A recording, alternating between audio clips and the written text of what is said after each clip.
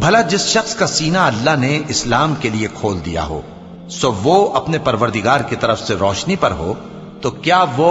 سخت دل کافر کی طرح ہو سکتا ہے؟ پس ان پر افسوس ہے جن کے دل اللہ کی یاد سے غافل اور سخت ہو رہی ہیں، اور یہی لوگ سراسر گمراہی میں ہیں۔ اللہ نے نہایت اچھی باتیں نازل فرمائی ہیں، یعنی کتاب جس کی آیتیں باہم ملتی جلتی ہیں اور دہرائی جاتی ہیں۔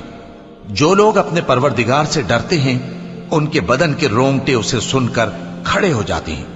پھر ان کی کھالیں نرم ہو جاتی ہیں اور دل بھی نرم ہو کر اللہ کی یاد کی طرف متوجہ ہو جاتی ہیں۔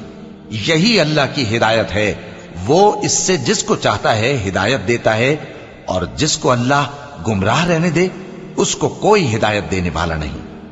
بھلا جو شخص قیامت کے دن اپنے چہرے پر برے عذاب کو روکتا ہو، کیا وہ ویسا ہو سکتا